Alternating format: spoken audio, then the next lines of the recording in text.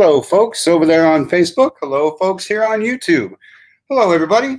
Welcome to another episode of Comic Shop Talk Live, brought to you by Black Hat Comics and Rockin' Milpitas, your one-stop shop for all things superhero. Shop online at black-cat-comics.com.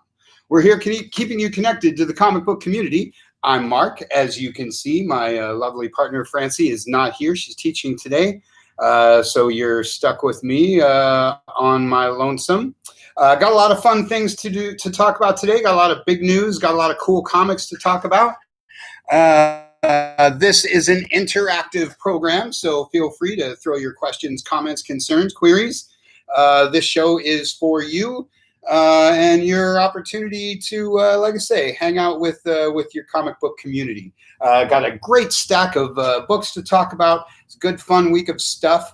But I always like to start with comic shop news. Comic shop news. There's big news going on in comics. It's a little trepidatious. The big news this week is all about DC Comics.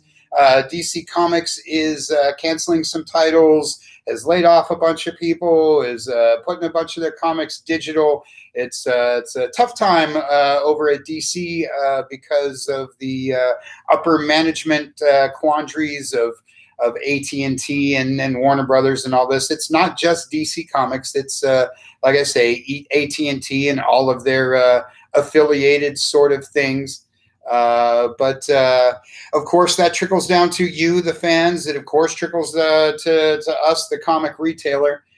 So, like I say, that's big news. That's what everybody's talking about right now. I like I say, am on my own, so checking your comments. So what does it all mean? Honestly, like everything in comics, there's oh no, we're all panicking. Oh no, everything's going to die. The death of comics, blah, blah, blah. I think most things kind of land in the middle. Everything unfolds as it unfolds. And so right now there's a lot of panic. There's a lot of speculation. There's a lot of talk. And we don't really know what's going to happen. We do know, of course, like I say, that they've already let go a lot of their staff. That's of course, difficult for those people in those situations. And of course, that's going to have a big effect on production and development and all those kind of things. We already know that they're canceling, like I say, about 25% of their titles. And mostly, stuff from the bottom of the stack. They look at sales numbers and all that kind of thing. It's just business. It isn't that they, have something against Hawkman or the people that read Hawkman. But some of they got to watch their dollars. They got to cut where they can. And so that's what's happening. Like I say, we know that part already, that we're going to be getting fewer titles, going to be a little less rolling out. But other than that, I myself am not panicking too terribly. We're still going to get our Batman comics, our Superman comics, all the big stuff, Metal and Three Jokers and all that kind of stuff is rolling out. Their top talent is still there and has big ideas. So it's a tough year for everybody. There's a lot going on in the whole world. Everybody's got to do what they got to do to stay in business. We're doing what we got to do. Everybody's doing, everybody's scrambling, everybody's all that kind of thing. So I'm not blaming anybody. Happy Saturday, Joe. I'm not blaming anybody. But and I'm not holding anything against anybody. I'm just, trying to do our best. So again, throw those questions, those comments, those things. Like I say, it's big news. I know we have a lot of DC fans. I know people are probably a little nervous.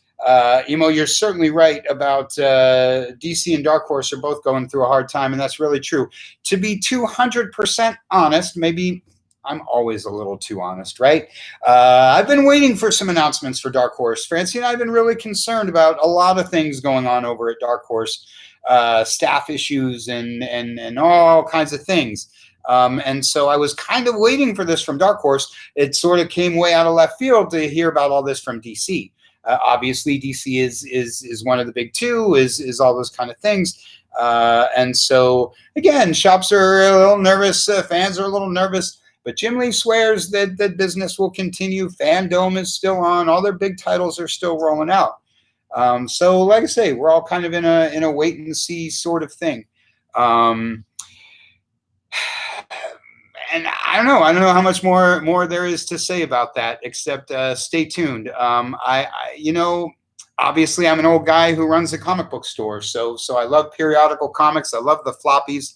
But again, I totally understand that business is business. I got into this. This is our 18th year. When I bought the store 18 years ago, I thought comics had about 5 years left. I thought everything would be digital in about 5 years, and so I wanted to run a comic book store while I still could.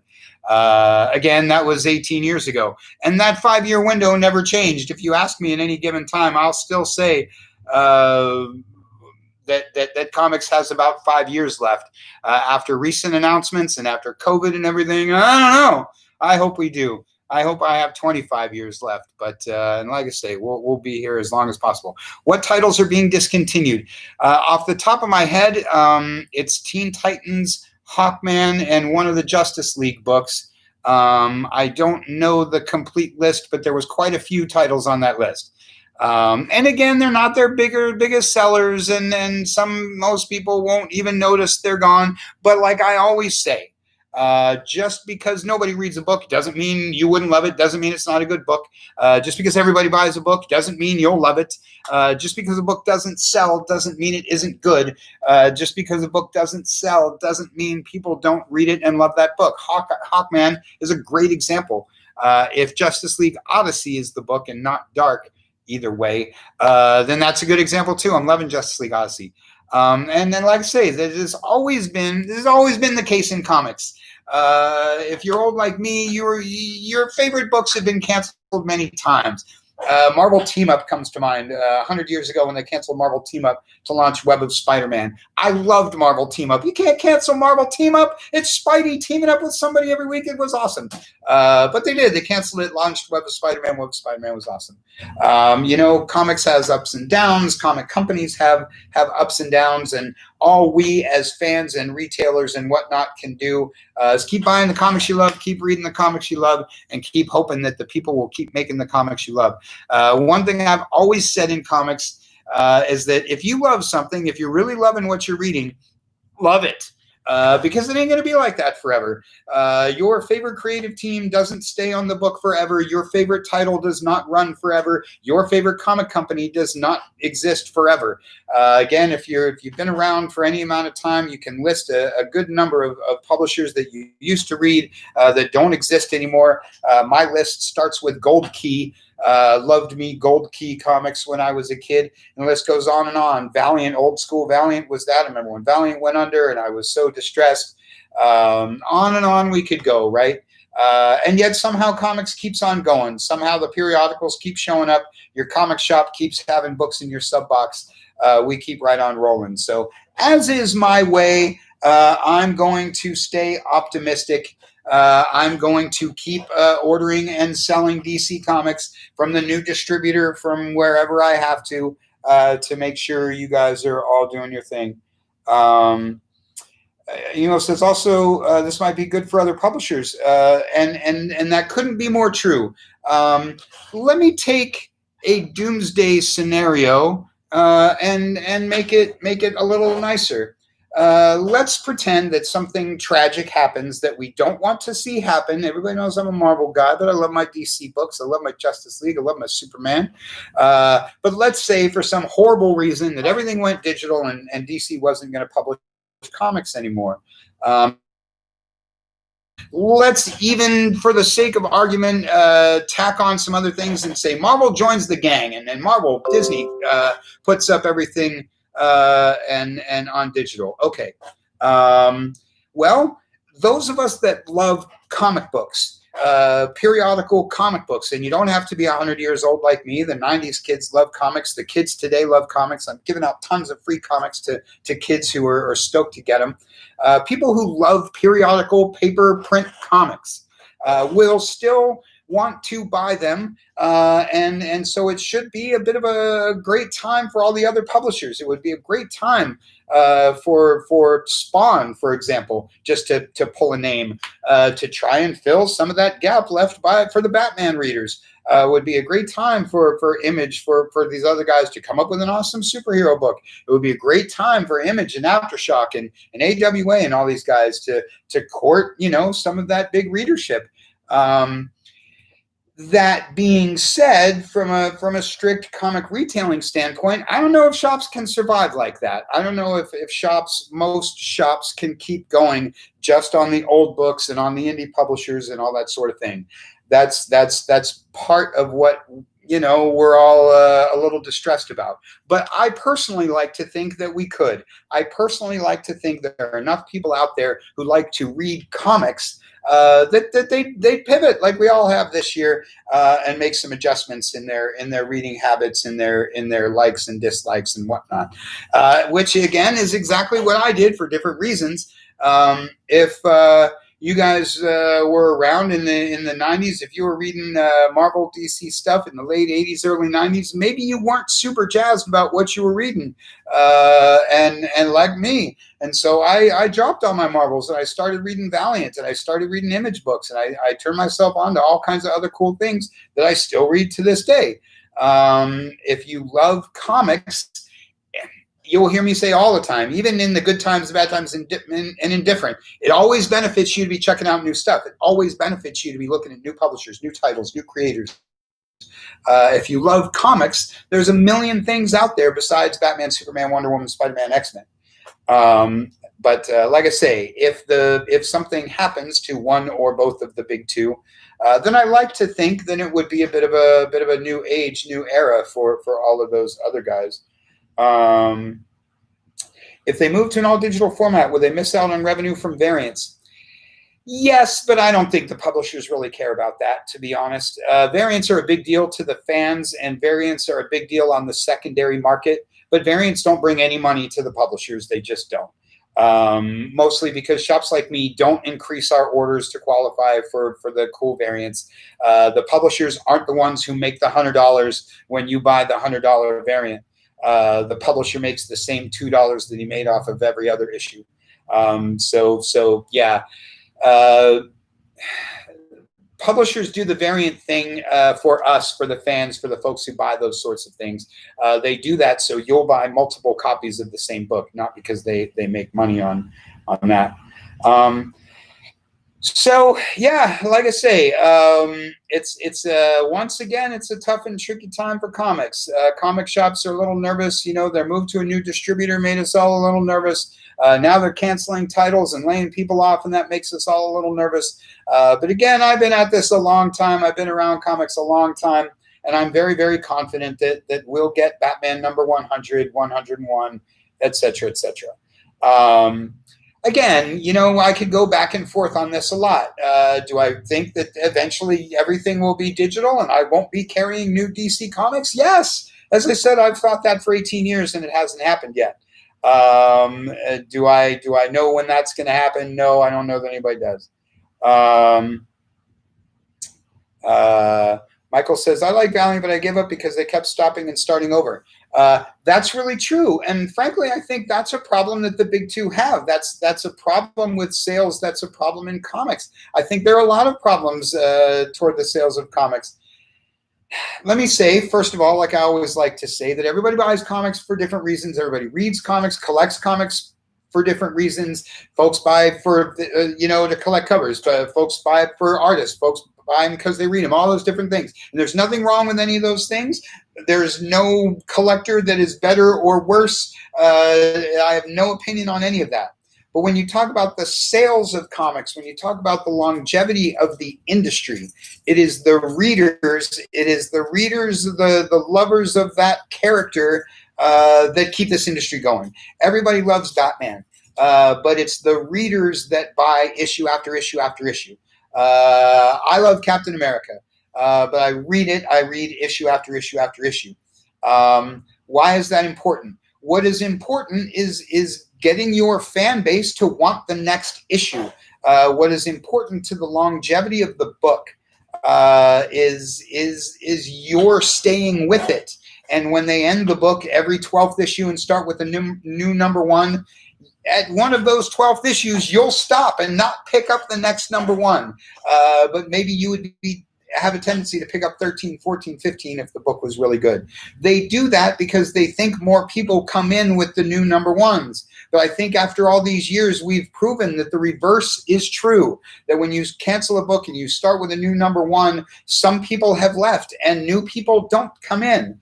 And so I totally agree with you, Michael. I think the stopping and starting and the renumbering and all of that has really hurt the readership. And again, it's something that we can all talk about. We can all debate. I can totally take both sides of the legacy number issue. I totally understand that when people see Flash number 759, it's a barrier, and they don't want to pick up number 759 because they didn't read the other 758.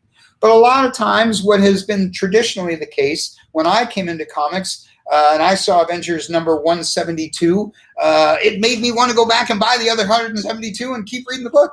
The big number tells you that it's been around for a long time and will continue to be around for a long time. It gives you a sense of comfort. And like I say, I think when they relaunch things all the time, it creates a problem. It creates a barrier to long-term readership, and that lack of long-term readership has finally caught up to them. And that's become problematic. There's a reason why Action Comics has 1,000 issues. There's a reason why Detective Comics has 1,000 issues, and they should be proud of those numbers, not always trying to hide those numbers. That's a bit of a side tangent, I suppose. What is the status of the graphic novel? Okay, so then, yeah, you're talking about graphic novels. That mentions sort of the other thing. What they'd really like to do, is push more toward the collections and the bookstores and all that kind of thing.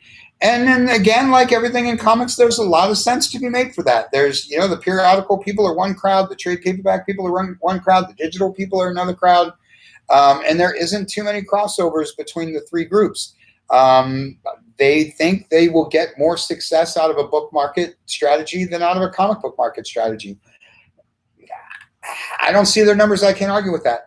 Again, obviously, I'm a comic book guy. I have a comic book store. I want to sit here and debate the greatness of comic book stores, and I want to go on and on about the importance of comics and comic book stores and the fan base and how we've been here doing the hard work for 80 years. We've been here building a fan base for 80 years, blah, blah, blah, comics. But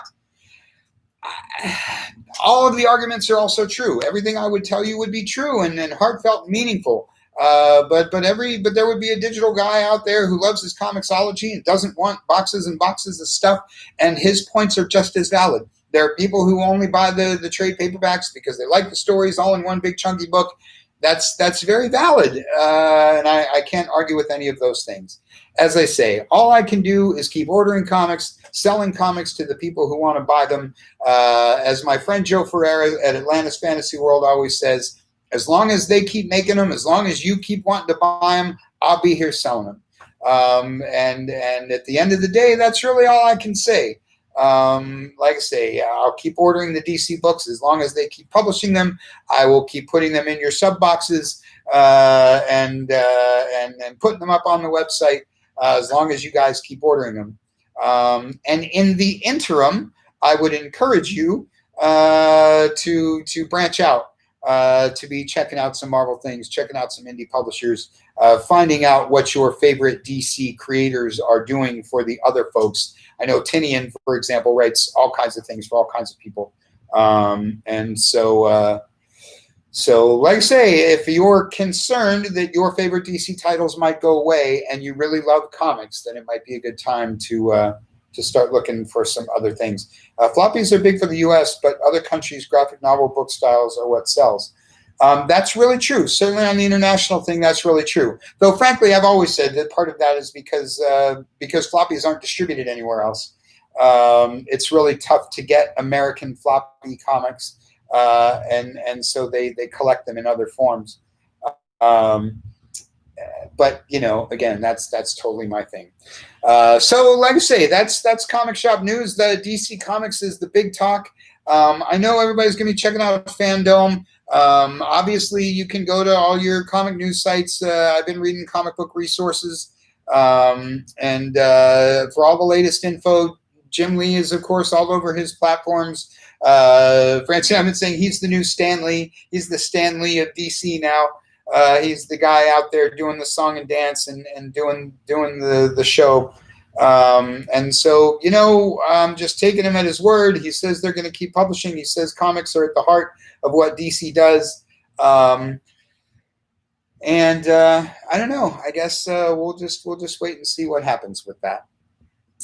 So, like I say, throw your comments about the future of DC Comics, things you might have read, things you might have going on.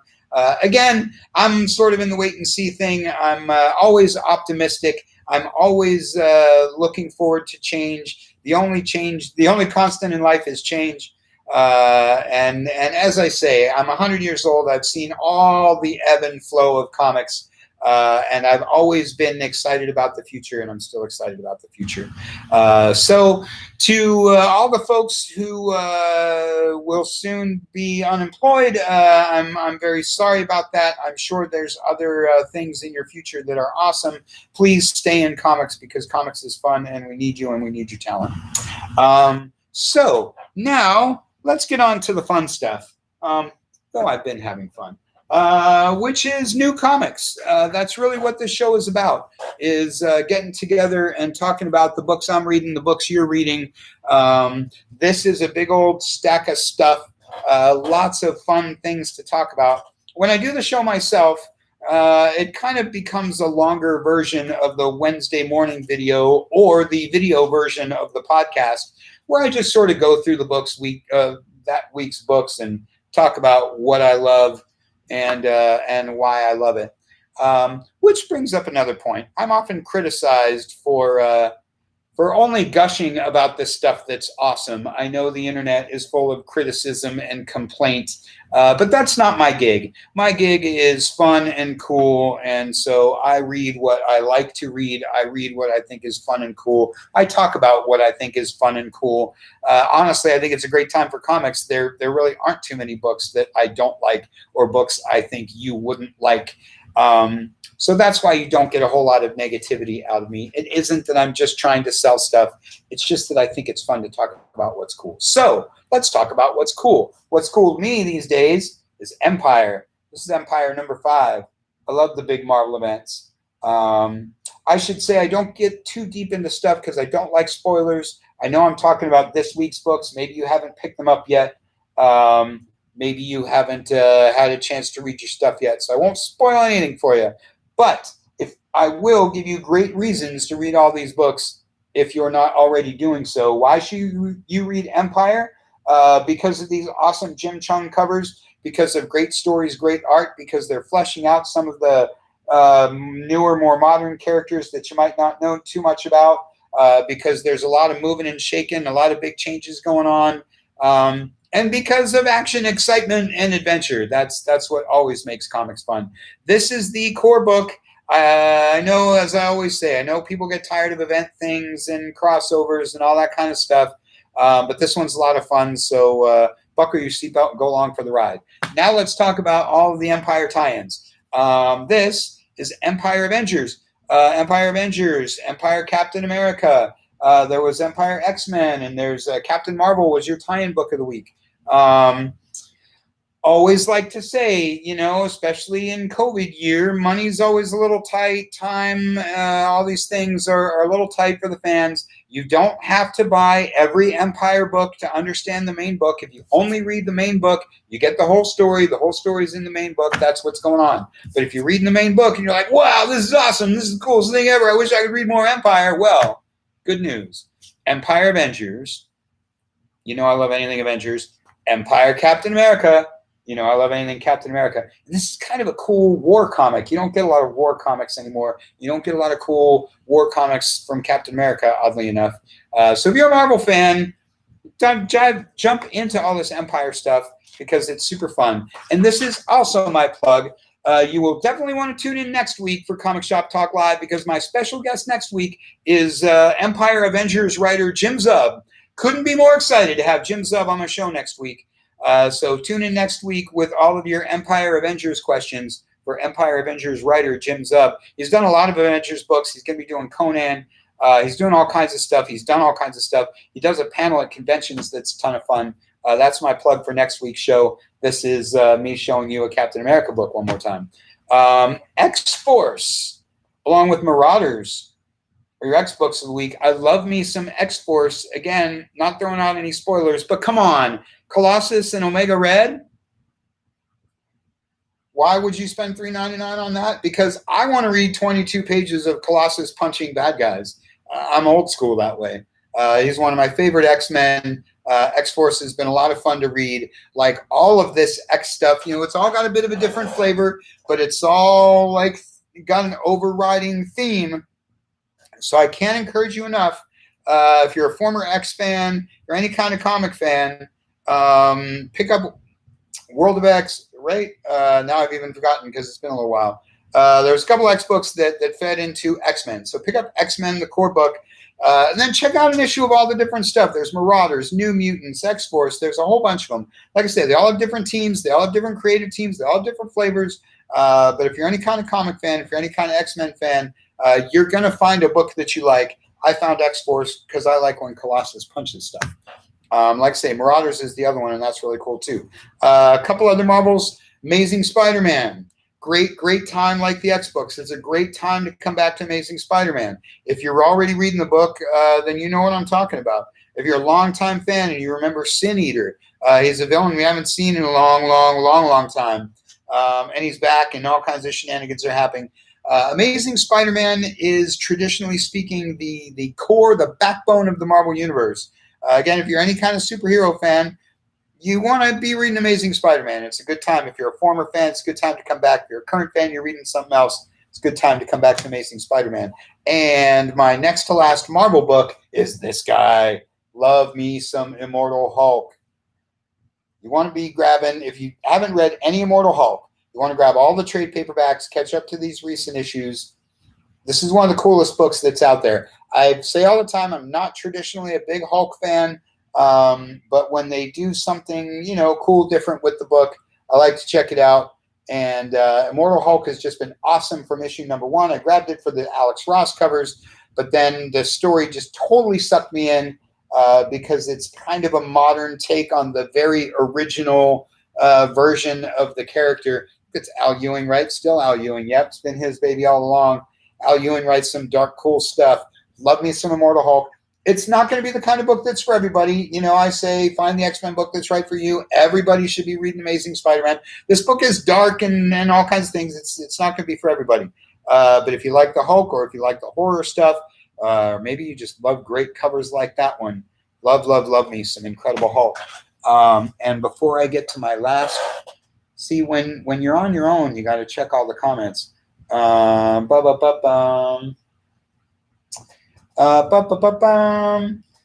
anything new with the Eternals? That's a really good question, Emo. Not yet. They just re-released the giant omnibus with the original series in it, which I would encourage everybody and anybody to pick up because it's all-time great. I'm sure as the movie gets closer, I'm sure whenever it is that they're going to start releasing movies again, we'll start seeing more Eternal stuff. I am really anxious, to be honest, to see a movie version of the Eternals in comics. I'm usually not for that at all. It usually drives me nuts when they change up the comic version to look like the movie version. But in this case, it's been so long since we've seen the Eternals that I think it would be cool to get new kind of versions of those characters. Okay, my last Marvel book, Darth Vader. Love me some Darth Vader. Love me some Star Wars. Love me everything Marvel has done with this. And I've said all along that the Darth Vader series has been some of the best stuff that they've done with it, even though I really love the main book too. This is the third. They've done a couple of Vader minis too, but this is the third ongoing that they've done, each one in a different timeline. Much like the main title, this one runs along in between New Hope and Empire Strikes Back, which is awesome.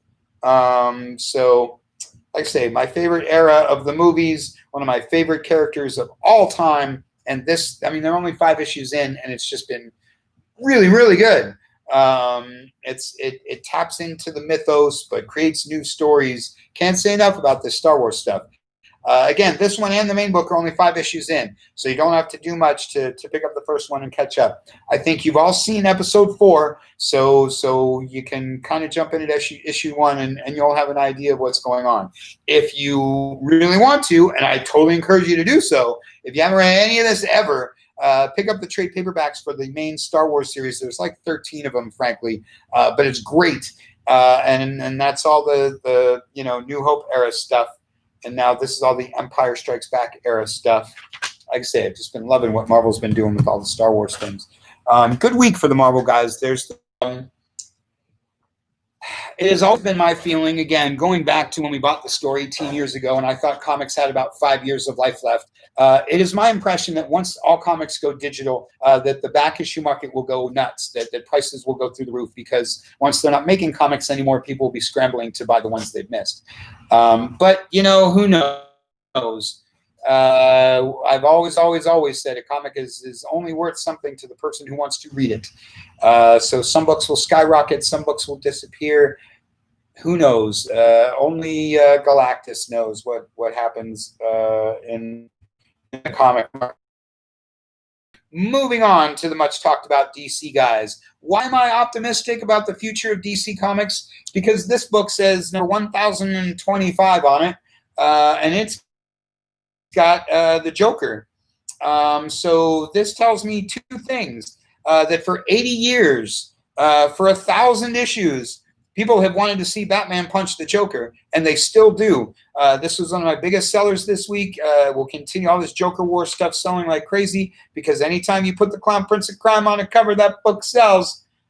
Like I say, after 80 years, people want to still see Batman versus the Joker. They still want to see his crazy schemes, and they want to see what Batman does to stop him. And, well, despite all the evidence to the contrary, I personally feel like it's still got another 1,000 issues in good old paper CMYK format. So I'm going to hold out until either I'm proven wrong or I die. This is Detective 1027. You definitely want all this Joker stuff in your stack. You want that Batgirl book. You want the Nightwing stuff. Obviously, you want to be reading Batman. Like I say, it just doesn't get any more classic than Batman and Joker. Doesn't get any more classic than Detective Comics. I'm never shut up about Action Detective and Wonder Woman. This guy doesn't need any help from me. This is Dark Knight's Death Metal. What is this? 4? Are we up to 4 now? Nope, number 3. The cool, shiny, foily cover, because as I mentioned, the 90s kids are back. We love these cool, shiny, foily covers. This book is nuts. Can I just say that Death Metal is just nuts? This Snyder guy, where does he come up with this stuff? There's this cover. Everybody bought the Robin King cover. That seemed to be the one everybody was after this week, but I just had to show you this one because I love me some Supergirl. Love me some Stanley Lau. Look how cool that is. Fire. Everybody loves fire, except Martian Manhunter. Great stuff. Cool cover. There's a couple other different covers for this. Like I say, this book's nuts. But come on, Capullo art, Batman as an evil Batmobile, on and on and on and on and on. For the original Metal series and the books that led up to it, then dive into the sequel. As I say, it's absolutely bonkers, but it's a whole lot of fun, and it's all your favorite Marvel guys as like 80s metal stars. Nuts, but super, super fun. So while I'm checking other stuff, what books are you guys reading? What did you read last week? What are you reading this week, or what are you waiting to read this week? As I say, it's an interactive show about comics. This is your chance to hang out like you're in the shop and BS with Comic Book Guy about your comics. So like I say, let me know what you liked reading last week. Let me know what you're reading this week or what you're looking forward to reading this week as I go through this stack of great stuff. Next great DC book, Superman. Yes, much like Action Comics, I know this one just says 24 on the cover, but Superman's been around a little while. And honestly, through all the adventures over all these decades, it's still pretty similar. That guy in that suit is still pretty similar. But people keep buying the book because it's awesome. And then you throw Dr. Fate on the cover, and people are like, yeah, I want to read more stuff with Dr. Fate, or who's that guy in that cool helmet? I want to know who that guy is. Love me some Superman. Love me what Bendis has been doing with this. Just a good time to be a super fan. He's doing a great job of, in my opinion, there's a perfect 50-50, 60-40 split between classic, what has always made Superman comics great, and new cool stuff. He's got, new side characters and new villains and new circumstances. But at the same time, it's Superman punching bad guys in Metropolis. Good time. Good time to be a super fan. And much like Detective and much like Superman, why am I not terribly concerned about the future of DC Comics? Because this is the Flash. This is the character who some say launched the Silver Age and relaunched comics. This issue says number 759 on it, which tells you that people have been enjoying the monthly adventures of the fastest man alive for a long, long time. And if this is the first one you ever picked up, you might be able to look forward to reading 759 more issues. There's Barry and Iris, again, no spoilers, but it sure looks like Barry and Iris. Like I say, people have been loving the adventures of the Flash for a long time. Maybe you can't see them on the screen, but if you could, there's some Flash books way up there. He's been around a long time. He'll continue to be around a long time. Might this title go digital? Yeah, maybe someday.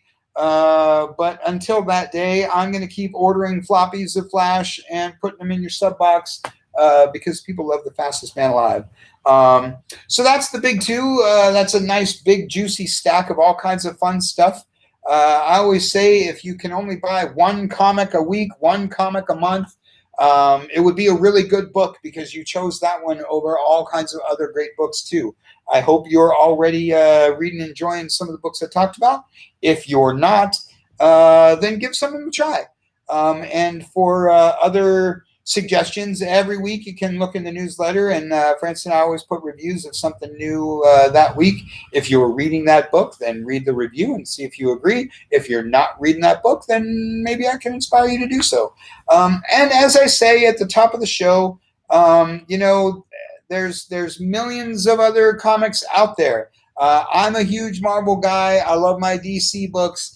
I know most of 90% of my people are very Marvel DC. Everybody has a favorite Marvel book. Everybody has a favorite DC book. But there's all kinds of other things out there, both superhero and lots of genre stuff. We've been talking up a lot of Aftershock. A lot of the indie publishers are doing a lot of things I really, really like. This is one of them. This is a book called Animosity that we've been talking about a whole lot. Been restocking all the trades and previous issues. If you like sci-fi, if you like horror, if you're just looking for something cool to read, if you're looking for something a little different, Animosity or just about anything from Aftershock is going to be right up your alley. Check out that cool cover. Again, sort of sci-fi, sort of horror. Go to aftershock.com and read about all their different stuff. Because it's just tons of great stuff from them and from AWA. AWA is another publisher we've been talking a lot about. Another one of the hot indie guys putting out a bunch of cool stuff. This is Devil's Highway, one of the new hot books. Again, this one's only at issue number 3. Most of their titles are only at issue like number 3 or 4, and they're all selling out because they've got great creative teams doing great comics. If you like horror, you like crime, you like sci-fi, you like things, like I say, a little different, maybe a little non-superhero, you're going to want to check out Aftershock. You're going to want to check out AWA.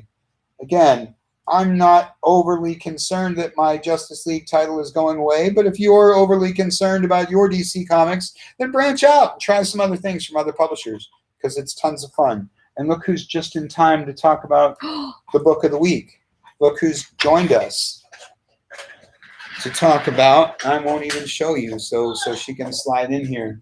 As James Silent Bob like to say, here's my heterosexual life partner, Francesca. Hello.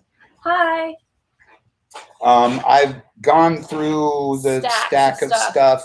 We've things. talked about DC Comics. Yes. So you're right in time to talk about your book of the week while I check the comments. For you DC fans out there, Tom Taylor, who's doing Deceased, is the runaway hit favorite for those that love the horror. So he's doing a new book with Boom Studios called Seven Secrets. And I like to describe it as James Bond meets the Da Vinci Code. There's secrets that are super important to the entire world and its safety. And so there are secret keepers and secret holders and protectors. And there's a whole layer of secrets. And so this is about the people that keep the secrets and how they protect them. And we have no idea what the secrets are, but it's fascinating. I'm already hooked. And there's 7 of them. There's 7 of them, apparently. and it's great art, great dialogue. I'm a fan of Tom Taylor, so he's one of those guys that, just like Tom King, I'm just going to start following him now. Because, ooh, that's a good shot. Look at that. Action shot. Action adventure. It's really good. I'm really dug the first issue, and I can't wait to see what they do next. New first issue from Boom Studios. Like I've been talking about, you see those first issues, grab them, check out something new, something different, something fun. And for that exact reason, among the many things I always talk about, one of the easiest things for the new fans, for longtime fans, is find that creator and then read everything they do. That's how you branch out. You read a comic, you like that writer, find whatever else they do. You pick up a book, you love that artist, find whatever else they do. That's an excellent and easy way to check out stuff. Yes, we are very excited about Muppets Now as well. We've seen the 2 episodes that are up on Disney Plus. I'm huge on the Muppets. Yeah. I got the, in fact, Comic-Con exclusive Dr. Teeth thing that I showed you guys a couple of weeks ago. You should run upstairs and grab it. I already showed it to you. Oh, okay. And so, yes, I love Disney Plus. I personally, I joked the other day that I don't need any streaming thing. I can just watch Star Wars and Marvel movies over and over and over again. But that is Disney Plus, basically. Yeah, that's what I mean. So I don't need Hulu. I don't need Netflix. No. I just get my Disney Plus, and that's good. The channel created for you. Says Rick Remender's Fear Agent is good and is being turned into a show. Yes. Oh. In fact, that backs up what I just said. Rick Remender is totally that guy for me. I read everything when I see his name on something. I check that out. Yeah. And Michael, you just totally stole my segue into our next topic, which is this week's Free Comic Day books. He's already read his and good. and is acknowledging their awesomeness. Good. Do you want to talk about that one? I don't know anything about it other than it's got Neil Gaiman on the cover. That's really all anybody needs to know. So right? For those of you that don't know, Neil's doing he's been doing a lot of work with Dark Horse. They've been republishing a lot of his short stories and this beautiful hardcover stuff. I was looking to see if we have anything over there. No, it's gorgeous. So he's doing the Norse mythology, which is one of his most recent books, is going into comic form via Dark Horse soon. And so we get a little preview of that in the Free Comic Book Day book from this week. And I haven't even looked at it yet. But so as we always make the spiel, we're doing Free Comic Book Sundays. Ooh. Go to the events page at black-cat-comics.com. Book your pickup for Sunday, and all the free books from that week will be in there. If you have a purchase, if you have a pickup or a shipment, buy anything off the website during the week and pick it up or have it shipped, and your free books will be in there with your purchase as well. I was going to say, boy, it looks like Stardust, of course, P.K. Russell. Craig Russell. P. Craig Russell. Same awesome guy. Stuff. Well, Charles Vess and him are like wow. Similar. Yeah. I'm trying to see if there's something I can show you, but it's not. I could probably show you this page. It's good art. Yes, it is. And, like we've been talking about, that's a big point of Free Comic Book Day is, if you're new, you can find something cool. If you're an established reader, then you can totally find cool things too, like this one. I have loved Bladerunner 2019. There's so much about this book that is awesome. This is from Titan Comics, another publisher you should know about and be checking out because they do a lot of great books. The original movie took place in 2019. So Ooh. that made it a good time to put a new book out. So that little tie-in was awesome. If you're a sci-fi guy like me, or if you're anybody, you should love Blade Runner because it's Harrison Ford and it's one of the great sci-fi movies of all time. But what makes this especially cool is it's not just a take on the movie, it's a new character set in that world. So it's a modern comic with a modern character set in that cool sci-fi world, and they've done just a bang-up job of it, and it's selling like crazy, which means I'm not the only person who read the first issue and thought it was amazing. So are we still in 2019? Is this story take place further out? No, it's at the same time. It's basically I don't know that as ties into the movie in any way, but it's at the same time. Where's our cool cars? I want a car like that. Yeah, where is our cool flying cars? And so, like I say every week with Free Comic Book Day stuff, this is a great example of trying a new book, a new publisher, a new writer, creator. Good art. Great art. Like I said, I read that first issue and it totally sucked me in. And I think they're up to number 9 now. There's a volume 1 trade paperback. Just really great stuff. The one Michael was talking about was this guy.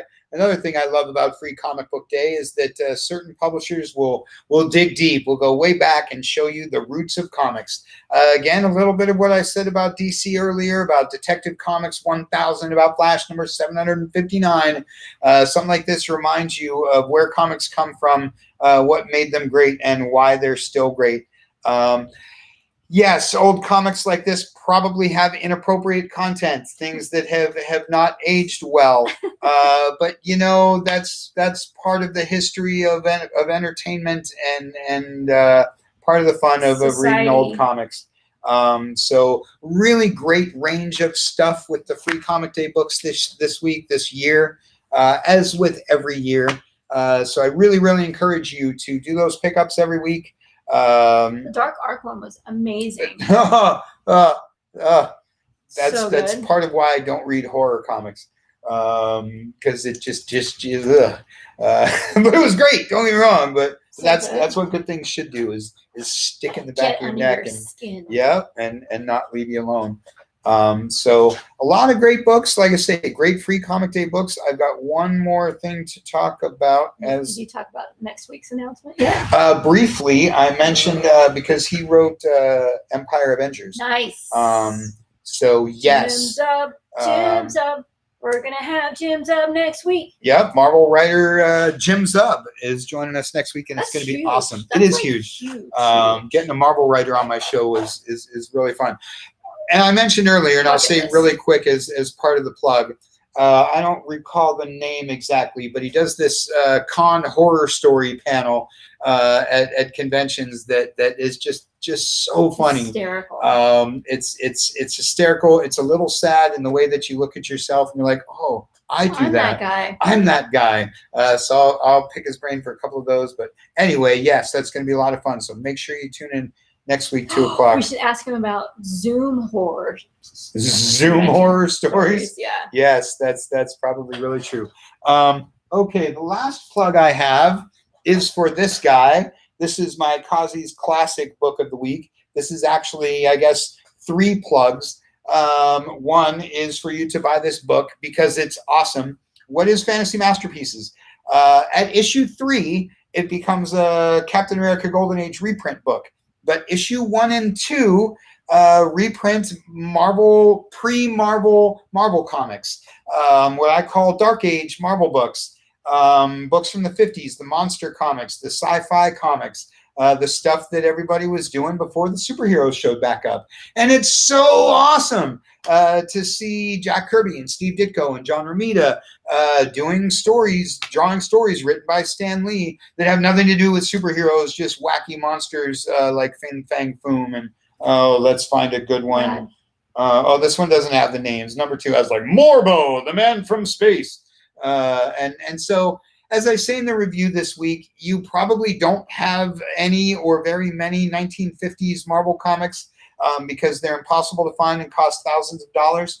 And so pick up Fantasy Masterpieces, number 1. Number 2, just to check out some of those awesome Steve Ditko, Jack Kirby, John Romita sci-fi horror monster books. Right. That's plug number one, is to buy the first 2 issues of this book. Plug number 2 is to read the newsletter, because every week I have a Kazi's classic that I like to put up and spotlight, and they're not terribly expensive. They're just cool and fun to read. And my third plug is for the show, where we sell a whole bunch of books like this.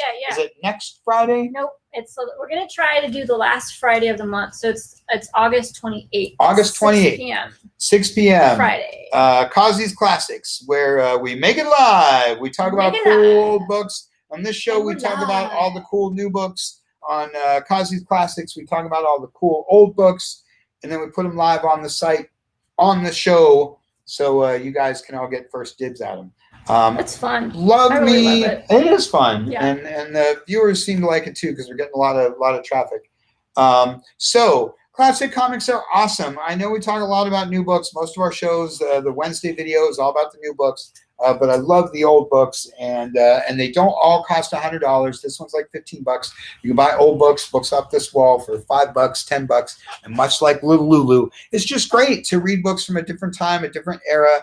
Different artists, different writing styles, all that good stuff. So put it on your calendar, August 28th, Kazi's Classics. That's tons of fun. So got about 10 minutes left as we wind it down. Like I say, throw those questions out there. If you got questions, comments about the DC thing, you want to talk about books you read last week, books you're reading this week, things you're looking forward to reading this week. What are your favorite free comic day books? If you've already picked up a couple of shipments over the last few weeks, you've gotten quite a few cool free comic day books. There's been a lot. There have been a lot of really cool books. Like you mentioned, the Dark Arc one. So good. I of course love the Archies one, because I like the Archies. The Stranger Things one was fun. In fact, another plug, Jim Zub is doing the Stranger Things D&D 4-issue comic series. Ooh. He's a big D&D guy. I'm original D&D, but I don't know enough about it to make that too much part of the show.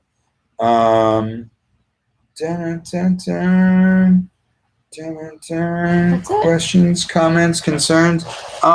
So yeah, like I say, next Saturday is Jim Zub. Next Saturday, 2 p.m. Then August 28th will be the next episode of Kazi's Classics. Of course, you can tune in every Wednesday and watch the new comic video. Every Sunday, 2 p.m. is Matchbox versus Hot Wheels. Also a lot of fun. Good times. Yes. Sorry I was late. I was at my other job. Yeah, I told him you were teaching things. I'm teaching things. So fun and good times. There's no other questions, comments. We'll go ahead and duck out, I guess. Like I say, tune in next Wednesday. We'll start it all up all over again Wednesday morning at 9 o'clock.